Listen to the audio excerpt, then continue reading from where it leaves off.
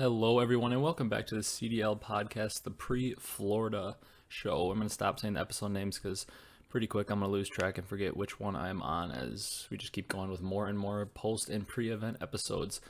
So in this one, we are going to keep it like we have been recently. We're probably going to keep it nice, short, and sweet, and get more into just predictions quickly. Sometimes I can drag it on and on with predictions, and it's just a useless 40-minute episode. So I think we're going to start to make the prediction episodes a little quicker. Try to maybe make them 20 minutes or under. Still give some detail, but get them out quicker and faster so they're a little bit more succinct, more compact, with still a lot of information, but just a quicker video to watch overall, so you don't have to watch 40 minutes of predictions. So this weekend would be the Florida event. I believe that one was taking place in Orlando. I'm not really sure. Maybe it was Miami. I actually have no idea. I don't really know where the Florida team is technically based. There's a lot of pretty major cities. I mean, they could be based in Florida. I believe it was happening in Orlando, but that could be completely wrong. There have been CDL events or CWL events in Miami and Orlando in the past. But yeah, we're going to get right into it right away, talking about my predictions for the bracket. And this is a very interesting weekend because we've got a lot of what people consider to be the top teams gone. I mean, Hecz is still there, who many people are going to consider to still be the best team in the game. If not, they're number 2 or 3, and they're still there. But you're missing teams like Chicago and Dallas, who are 1, 2, and 3. They're somewhere in there. They're in the top 3 for sure. It's them and Hecz, and they're both not here. But this weekend got a lot better recently. Because Toronto's in, which they're still a bottom of the barrel team, but they've shown some improvement, it seemed like. New York seemed to show great improvement. Florida has been to 2 finals and won an event. Minnesota's been to 2 finals with 2 second places. Paris has looked like a solid middle-of-the-road team all year. Atlanta is a top team. OGLA showed improvement, then dropped off and has a little roster change. And London seemed to show some improvement at the last event, although they were double eliminated by the 2 best teams.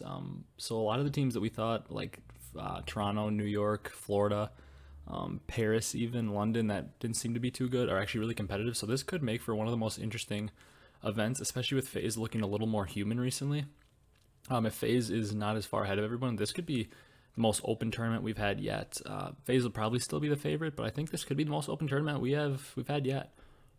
So I'm just gonna get right into my predictions right away. We're gonna start with the Group A, which is the Toronto Ultra, New York Subliners, Florida Mutineers, and Minnesota Rocker. The first matchup is Toronto Ultra versus New York Subliners. I think this is a pretty easy matchup to predict. I think the Subliners are going to take this one fairly easy, probably a 3-1, 3-0 fashion. Nothing against Toronto. They're definitely better than the Gorillas, but I just don't see them having enough talent to beat this star-studded New York lineup, who finally is putting their stuff together with Mac Meltz in the lineup. I think New York handles this one relatively easy, 3-1, 3-0, like I said. And then the next match in Group A is the Florida Mutineers versus the Minnesota Rocker. In this one, this is a rematch of the final from not last event, but 2 events ago. I believe the Chicago Home Series. And this is a tough match to predict because I'm pretty confident in my first one. I'm pretty confident in New York over Toronto. But in this matchup, I'm not very confident with who I would pick. Florida and Minnesota are 2 pretty evenly matched teams. It seemed for a while that Minnesota was clearly the better team, but then Florida caught up and was able to beat them in a final. This is the Florida Home Series, so maybe that'd make a difference if it was actually on land and they had the crowd behind them, like we saw even when I went to the event in Minnesota. The Rocker are a team that probably typically wouldn't have the biggest fan base. There are a lot of decently known players, but not players that have ever been on Optic or anything in the past, so they don't have huge followings, and they had almost the loudest crowd there for them. So maybe that Florida crowd, if it was actually a land home series, would help them. But in this case, I think Florida's going to fall a little bit short. I think it's going to be a 3-2. I would not be shocked at all if Florida won, but I'm going to pick Minnesota because I've always kind of been on the Minnesota train this year. I think they're such a solid fundamental team, probably the most fundamental team, best fundamentals in the game this year, in the CDL this year. So I'm going to go with Minnesota 3-2, but once again, this isn't a big lock pick for me or a confident pick. I could very, very easily see Florida taking this at any map count. I wouldn't be shocked if this is a 3-0 either way, a 3-2 either way. This is an up-in-the-air series, but I'm going to go with the Rocker. So then in knockout match 1, the 2 losers of the first match, we'd have Toronto versus Florida. Sorry to Toronto again. I think they're going to get knocked out by Florida in a 3-1, 3-0 fashion. Decently easy series for Florida. Florida needs some respect. I'm still kind of doubting them a little bit, as you can see, as I have them losing to Minnesota, but they definitely deserve more respect than Toronto. So they're going to take out Toronto, 3-1, 3-0, something like that. That brings us to the first qualifier match between the two winners, the Subliners and the Rocker. I mean, if this happened 2-3 weeks ago, we're easily picking the Rocker 3-0, move on. But New York showed a lot of improvement, and I think I'm going to ride the New York hype train this weekend. I'm going to go with New York to beat Minnesota, and I'll tell you why. Would I be shocked if Minnesota beats them 3-0, 3-1? Not at all. Minnesota's been the better team for the whole year, but New York looked really good, and I think there's a lot of players in that team that are kind of momentum and vibe based. I feel like when the team is down, temp can kind of get down and be a little toxic. And I feel like players like Accuracy could be the same way. Attach and Zuma, I feel like they're momentum-based players. When their team gets hot, they seem to just keep rolling. I don't know too much about Mac Mel's to say, but I feel like the vibes might be good now with Accuracy and Temp, now that they're rolling a little bit. Attach and Zuma kind of play off momentum, and Zuma's been really good all year. So I think this team's going to roll off that momentum that they started to build last week with a solid showing against, they had to play like the best teams in the game. I think they played Atlanta and Chicago too, and still almost made it out of groups. But I think they're going to keep this momentum rolling, and I'm going to take them to beat Minnesota. I think it'll be a close series, a 3-2, maybe 3-1, but I don't see New York being able to 3-0. I think this will be a good series regardless of who wins. I think it'll be a 4 or 5 game, likely a 5-game series, but I'm going to take New York to actually get out. So then that brings us to knockout match number 2 in Group A, which is a rematch of Florida, Minnesota, and I don't know who to take here. It's a really tough one because, once again, they're two very evenly matched teams. I could very easily see the series go 3-0, 3-1, 3-2 in favor of either team. I would not be shocked at any result. Minnesota got the best of them in my round 1, but I'm going to take Florida to get the best of them here. It's Florida's home series. They got to show out. They're defending their title because after they won their title, they didn't play at the next event. So they are currently defending their title, technically, since they didn't play at the last one. So I'm going to say that they're going to beat Minnesota, probably a 3-2. I think both times these teams play, it'll probably go to 5 games because they're just very evenly matched teams. They're 4 and 5 in my power ranking. For me, whoever makes it out of this group, if it's not both of them, which it probably won't be, but if only one of them makes it out of the group, my power rankings will probably reflect that in the next episode. If Minnesota makes it, they'll stay 4 and Florida will go 5. But if Florida wins, I'll probably have to be moving Florida up to number 4. But I'm going to take Florida to beat them 3-2, so that means Florida and New York are getting out of Group A. Not what I thought I'd say. I thought going into this, I might pick Minnesota, but I changed my own mind. And then Group B, we've got Paris Legion, Atlanta FaZe, Los Angeles Optic, it sounds weird to say that, OGLA I should say, and the London Royal Ravens.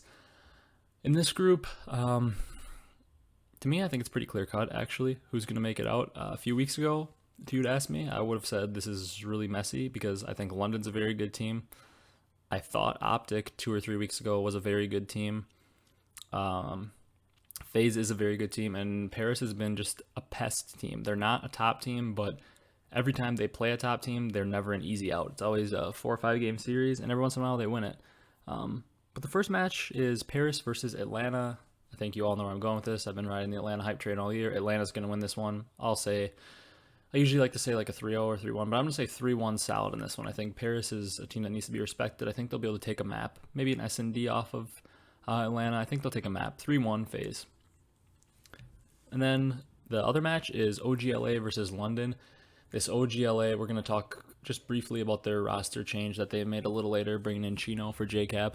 And I'm going to be honest, I have no idea what kind of impact that is going to make. With the talent on this team and depending on how the vibes are, I could very easily see Optic all of a sudden just running this tournament straight down to the end and then winning it all somehow with a roster change, or I could see them getting 6-0 out of the tournament. I have no idea where they're at.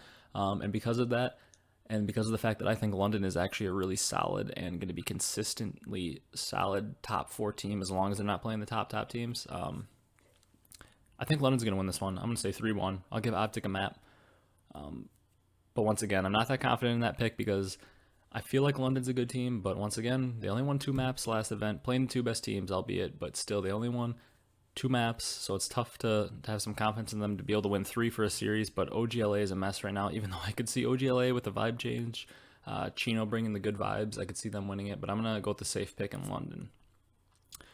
So then in our knockout match 1, it'd be OGLA versus the Paris Legion, and I'm just going to go out on a limb because I don't want to make the same predictions that everybody else would make. I'm sure this is the 2 teams everybody has losing, and I'm sure everybody has Paris beating OGLA. But like I said, I have no idea what's going to happen with OGLA. I could see them coming out and winning this tournament or not winning a single map, just based on the weirdness of that team. So I'm actually going to say that OGLA is going to win this 3-2 over Paris Legion. That could be a stupid prediction. Paris Legion will probably 3-0 them because they're just a more consistent team. But I'm going to say that OGLA is going to have a slight vibe change. Chino's going to bring a little more slaying to the team. Not that they should need it. They should have been fine with JCAB. They have enough slaying on the team. But maybe this team is not playing fundamentally sound, so just the extra little bit of slaying could fix some of the mistakes that they're having, and I think they're going to beat Paris 3-2. Not confident in that one at all, though. So that brings us to the first qualifier match of Group B, which would be the London Royal Ravens versus Atlanta FaZe. Not too much to say on this one. I think that the Atlanta FaZe will take this one 3-1, I'll say. I think that's what it was when they played in the last tournament, a 3-1. I think London puts up a good fight. I think it's a close 3-1 series, if you understand what I'm saying. I think that London plays all the maps very tight, maybe like a 250 to 225 hard point, and then like a 6-4 search, and then they maybe take a dom and then lose the next hard point, like another 250, 220. I think it's going to be a close games, but I think they're just going to get edged out a little bit in each game, and I think Atlanta wins 3-1 to advance. So then going down into our final match of group stage, knockout match 2, would be the London Royal Ravens versus OGLA, a rematch of their first round, just like it happened in Group A for my predictions. And in this one, I'm going to go London again. I want to take Optic because I feel like I've put my confidence in them all year with all the talent they have for them to move on, but I think the team is just chalked. To me, I think they're either going to get double first rounded or knocked out in knockout match 2, like I said, or they're winning it all. They're going to just say, you know what, guys, now it's do or die. We got to win it all, or we got to make a final or something to get some points to climb up the standings, get a better seed, possibly make the playoffs. And I think it's either a win a tournament or basically get double booped out of the tournament. But in this case, I'm going to say they're going to lose to London. I'm going to go with the safe pick here. I don't do that a lot. A lot of times I go for the risky pick, but I'm going to say London wins this one. I think it's actually going to be competitive, though. I think a 3-2 series this time makes it a little more competitive. OGLA gets one more game out of this, but London wins it 3-2, advancing. So that means my 4 teams I would have advancing. Not confident about this at all because, like I said, to me, FaZe is like the clear team that's going to make it out. And then I could see anybody making it out of their group apart from maybe Toronto. But otherwise, the other 6 besides Atlanta, Toronto, I think all 6 have a chance to make it out with Atlanta. So my semifinals, I have the New York Subliners, Florida Mutineers, Atlanta FaZe, and London Royal Ravens. Like I said, I could see Paris, OGLA, or even Minnesota making it out. I have no idea, but that's what I went with for my predictions. So that would leave us with the winner, the team that went 2-0 in Group A, which would be the New York Subliners versus the team that went 2-1 in Group B, London. I think this is a really good series. I think this is a series that everybody would love to watch because these are the 2 teams that were kind of a little bit lower on the pedestal for a while. We didn't get to see London play for like 2 months. We didn't get to see New York play for a while. And then all of a sudden they came back with roster changes and they both looked improved. So I think this is maybe the series I want to see happen most this weekend. Kind of those 2 teams that we don't really know where to place them. We think they both have potential to be maybe a top 4 team come end of the year. And we think they might have potential to be a bottom 4 team. We have no idea where to place them right now. They're kind of in flux between like that 4 spot and that 8 spot, 9 spot. They're somewhere in that 4 to 10 range in terms of power rankings. And with the way Chicago's struggling, maybe one of them could even pass Chicago. So we have no idea where these 2 teams are. So I want to see them battle it out. I think that's a great series to watch. And I'm going to go New York in that one. I think New York wins it 3-1 or 3-2. I think it's a good series, but I think New York has a little more talent, is a little more structured. And a little bit more veteran in a way. Although, I mean, I guess that's not really true.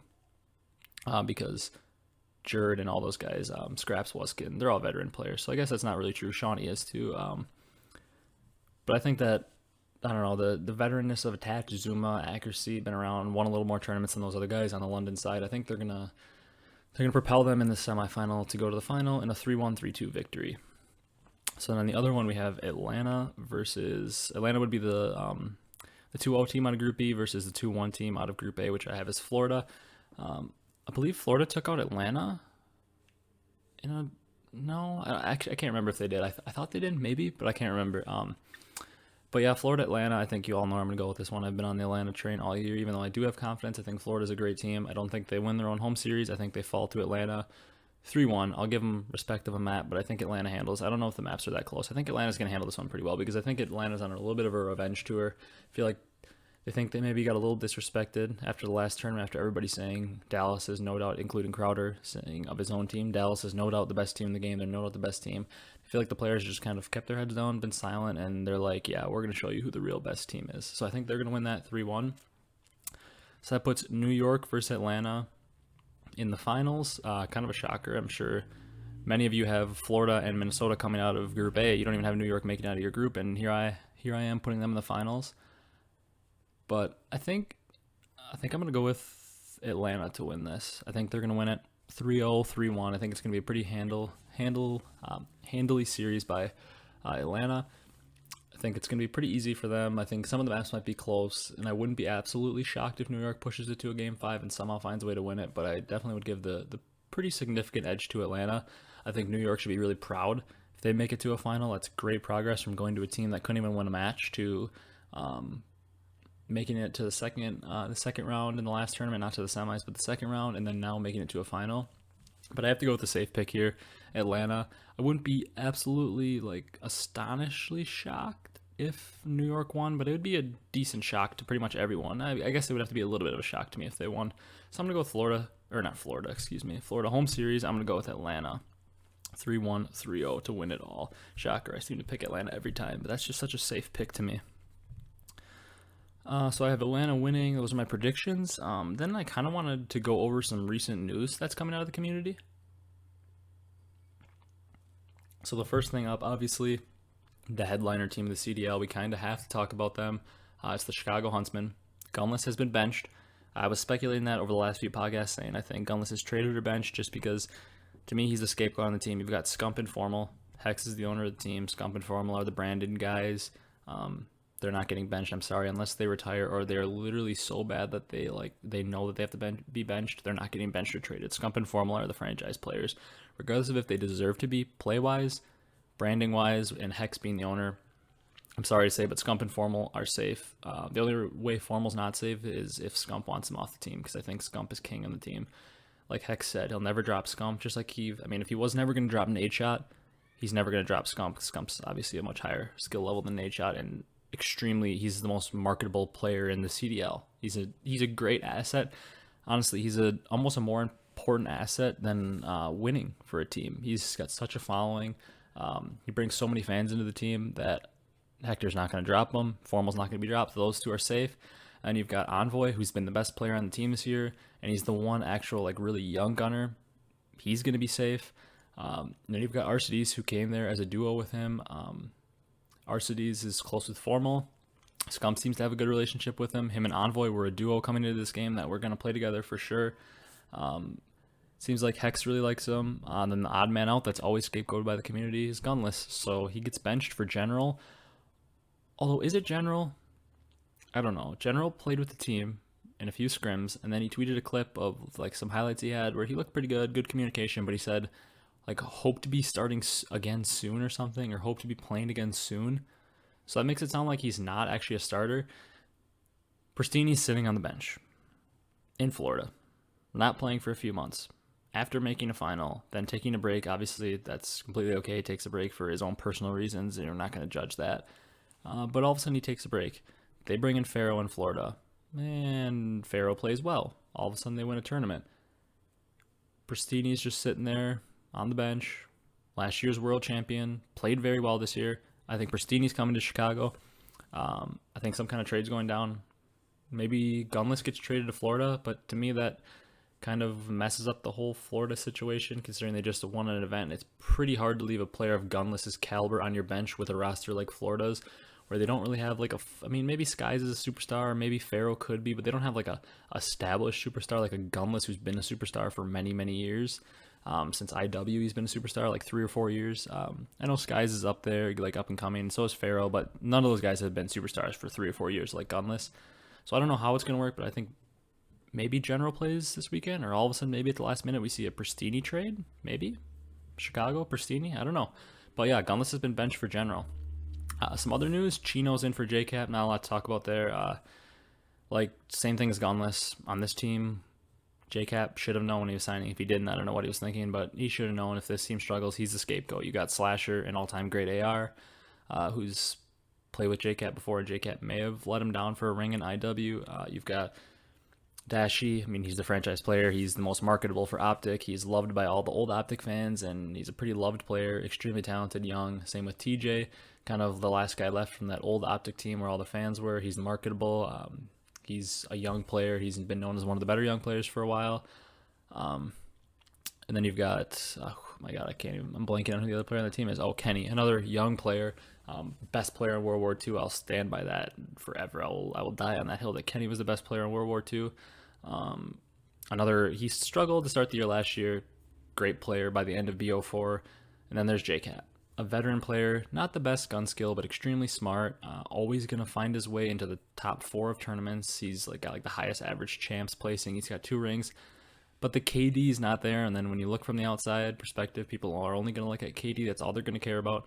So JCap gets scapegoated because he's probably the least talented gun skill-wise in the team. Maybe not brains and everything, but gun skill-wise, he's definitely less talented than TJ, Slasher, Dashi, and Kenny. He's got the worst gun skill of the 5, so he gets scapegoated.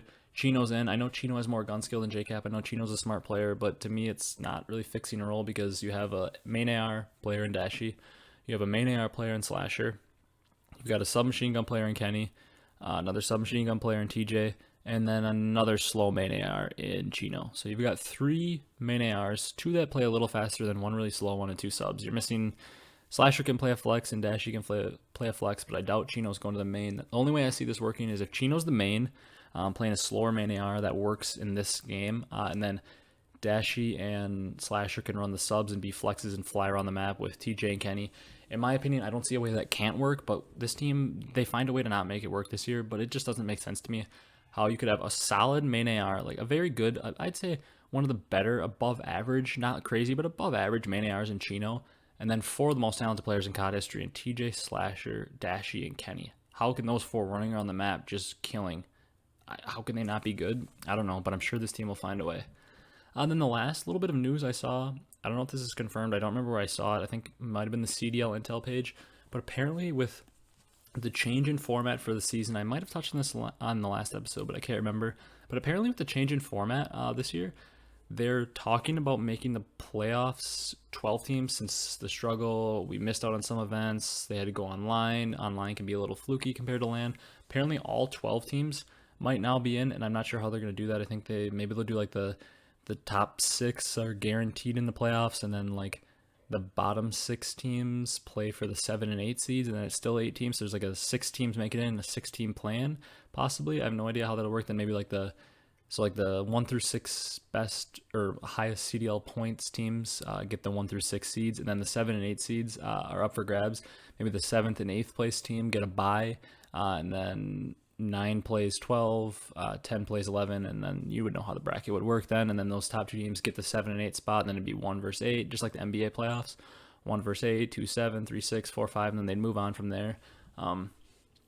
If so, I kind of hope it's like that. I know for the sake of competition and in the future, it shouldn't be like that. When it's a normal full season in LAN, it is kind of dumb if a team got 1 series win all year, got 10 points, was the 12th seed, then all of a sudden made a roster change last minute, got hot, kind of fluky, made a run into the playoffs, then all of a sudden would go all the way. It'd be really cool and a crazy good storyline, but I don't know, I can see where players would be upset if the 12th seed's making the playoffs, because then what the heck is the point of even trying all year? I mean, yes, you can get a 1 seed, but it's not like there's a home field advantage that you get for COD, at least as of right now. They're not traveling to each venue to play the series. It's probably going to be in a neutral location. So I don't know. To me, it's it kind of ruins the integrity of the competition a little bit. It's not that serious, but at the same time, if a team doesn't have to try all year, and they know their roster's chalked, and they can just switch up the roster before the playoffs, that kind of ruins the spirit of the competition all year, and kind of makes the CDL points a little bit meaningless if every team automatically gets a shot in the playoffs and gets to play in. I mean, yes, obviously they're not completely meaningless because you're going to want to get one of those top 6 spots. So you have a guaranteed place in the playoff bracket, but you can kind of slack off. And if you get the 10th seed out of 12, I mean, then whatever, you still get to play in. And if you know you're one of the best teams and you play your way in, then all of a sudden you win it all. It kind of incentivizes not trying as hard during the regular season, which would make the events worse, and in which turn would make the league worse. So I don't think it's a good idea to always have all the teams. I think it'd be great, in a 12-team league, top 6 make the playoffs, and then 7, 8, 9, 10 play for the final 2 spots. So there's like maybe that 9 and 10 team, if they just barely missed, they get a shot. But all 12 teams, I don't like that, especially if the league expands to like 20 teams or something next year. I don't want to see like the top 10 make it and then the bottom 10 compete. Maybe the top 10 make the playoffs and then like the 11 through 11, 12, 13, 14, they get to fight for the last 2 spots.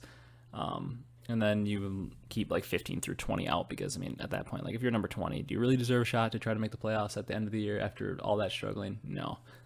But that's just a rumor news. I'm not sure if that's officially confirmed. I don't think the CDL's confirmed that, but I kind of hope it's true, because for a year like this, with all the weirdness and the lack of LAN and the flukiness of online, it'd be nice to give all 12 teams a shot, because really, the bottom 2 teams, do we think Toronto and LA Gorillas are making any noise? Probably not. That is going to wrap it up for this episode. I went a little longer than I wanted to. I think we're at like 25-ish minutes. But I want to thank you all for tuning in. Leave your predictions down below. Give me some of your predictions, where you think I'm wrong, if you think I'm right, where your predictions are going, who you have winning. Do you have surprise teams like I do with New York making it out? But thank you for tuning in. That is going to be all for the pre-CDL Florida show. Stay tuned next week for the post-CDL Florida show, and have fun watching some Call of Duty this weekend.